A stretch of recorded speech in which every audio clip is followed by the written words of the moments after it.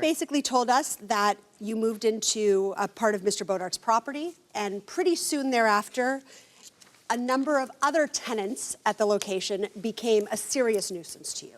You had to install cameras, they were stealing stuff, they were criminals, I mean, you name it. But you claim that because Mr. Bodart failed to remove them, you were deprived of quiet enjoyment of your property and the right to live an undisrupted life, and so you would like $5,000.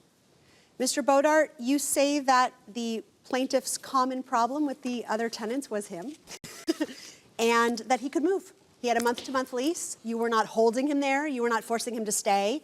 And if he was displeased with the other tenants on the property, he was free to go, and instead he stayed. So you don't believe you owe him anything. All right, Mr. Loeffner, tell us how you found Mr. Bodart's property. I think it was Facebook Marketplace, okay, I believe, and I found a room on there. Okay, so originally you moved into the main house on the property, and then what happened? I had started having problems with the other tenant at that point. They'd had problems supposedly since I'd moved in, and I was working a graveyard shift, doing like 12, 14 hours. All right, so you decided to move out into a guest house? Into the studio after it had been a problem. All right, I want to get the kind of lay of the land. Okay, Mr. Bodart, tell us about this property. Do you own it? Do you manage it? You rent it yourself? Okay, you own it. I own it, yes. Okay, and what does the property consist of? It's a single-family residence with a detached studio, and it's a two-bedroom, one-bath house. Okay, so initially you were advertising on Facebook Marketplace? Yeah, I rented by the room. Okay, so you had two folks in the main house? There were two vacant rooms. I was about to leave the state for 3 months. Okay. So I rented one room to Forrest, and I rented another room to Cheryl. And so also on this property is an adjoining kind of studio? It was a studio that was occupied at the time when he moved in. Okay, and then there's also is there a trailer on the property, or did somebody bring a trailer on? There's a trailer that was renting the space, and there was this lady that lived in the trailer. All right. Mr. Loeffner, when you decided to move in, did you kind of assess the situation, figure out who the other tenants were, ask Mr. Bodart about the other tenants? The person seemed pretty straightforward when I moved in. She didn't seem like she was causing much of a problem. She didn't cause me a problem. And that's the woman who shared the main residence with you. So when did you have the first issue with one of these roommates? It was after I had switched up the jobs and I was job hunting.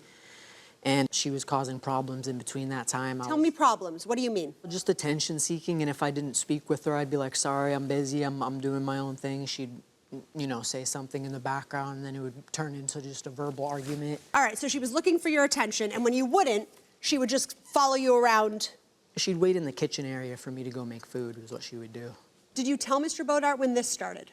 Yeah, he was already aware before. She had a problem with me because she originally had a problem with the guy that was living on the couch. Okay, so Mr. Bodart, when did you become aware that there was discontent among your folks in this house? Both of them, him and Cheryl, started messaging me when I was out of state. Seemed like all bickering, small stuff, you know. That must have been fun. Miscontent. Yes. People. All right. Judge Menser. Mr. Bodart, at some point the bickering rose to the level that Cheryl was accused by Forrest, Mr. Loeffner, of spitting in his pizza in the kitchen. That's right. And Mr. Loeffner, that's correct. After this happened, you called the police? That's correct, yeah. And you complained to Mr. Bodart about it? Yep.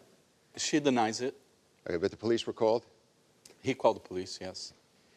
And you took some action in moving him out? He moved to a detached studio, which I thought would make the problem go away. It was vacant at the time. Mr. Loeffner, did someone named Gina move in? Yeah.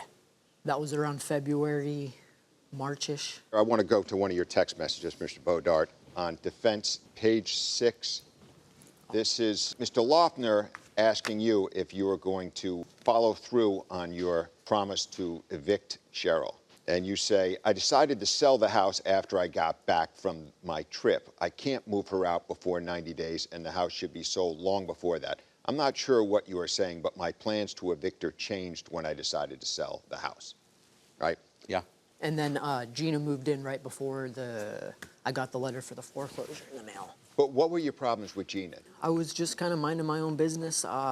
She was slamming the gate door, and so I kind of like irritatedly said something to her. I was like, hey, quit slamming my door one day. So she got mad at me for that, and I think she held that as a grudge against me ever since.